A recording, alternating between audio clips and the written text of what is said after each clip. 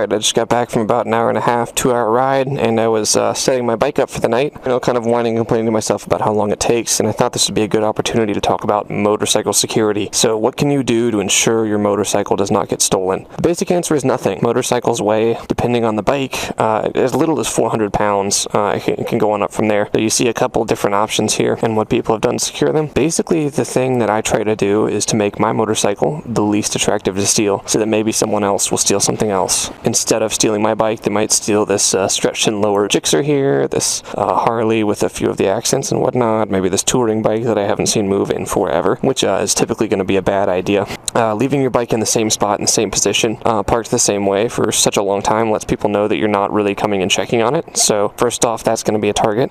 Then second off, these bikes, they don't seem to have anything else preventing them from being stolen. So a few of the things that I do is, first and foremost, the cover. Is the cover going to stop them from taking the bike? No. But first and foremost, it stops them from knowing what that bike is. So they don't know if it's going to be worth their time or not, and they're going to risk being seen trying to look underneath the cover. The second thing I do is I actually have a small cable lock here, and this cable lock just locks the cover to the bike. So what this does is, one, it makes sure that nobody steals my cover, and then two, it's going to be a time waster. So again, making other bikes more attractive to steal than my own, the longer I can make it take to steal this bike, the less attractive it's going to be. Also, what I do is I loop it through the rear wheel, which is going to make it harder for other people to move. So just pulling in the clutch and rolling my bike away is going to be less of an option. Of course, inside the bike, I always do use the lock it has that locks the handlebars in the far left position. Now, those can be broken, I've heard, even just by forceful of hands, but it's better to have it on than not. Again, we're talking about wasting time here, because at the end of the day, if 2-3 people want to pick this up and throw it in a van, they can do that, and there's really nothing you can do to prevent it.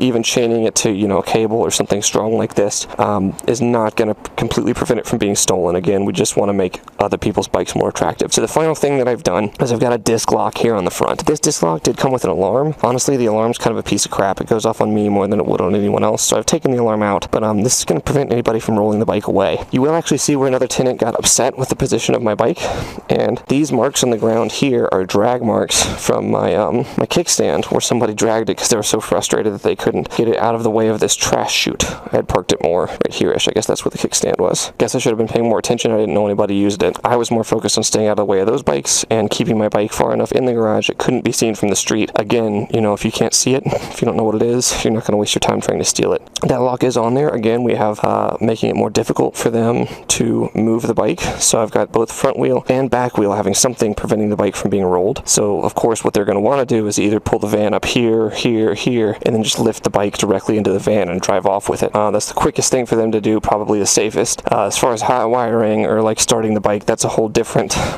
issue. But again, if somebody's focused on hot wiring, we have the things preventing the bike from moving that are going to defend against that. The main thing I'm worried about is just time, wasting time. So there you go, that's pretty much it. I've got the disc lock here, I've got the cable lock through the rear wheel, the cover over the whole thing, and of course locking the bike with that wheel in the far left position. Also, I do ride it, and even on the times if I can't ride for a week or something, I'll actually come out here and just try to wheel the bike over into a different position, which again is going to make it look like I'm being attentive to my bike, and I know where it is. People see it moving pretty frequently. They know if they steal it, I'm going to file a police report within a day or two, instead of this touring bike, which is sat here literally as long as I've lived here, almost a year now. Who knows how long it would take this guy to file for it. That's pretty much it. Bike Security 101. You cannot, no matter what you think, no matter what kind of low jack, what kind of big ass chain you get, prevent your bike from being stolen. All you can do is slow the thief down and try to make other people's bikes more attractive than your own. That's all I got. Thanks for watching.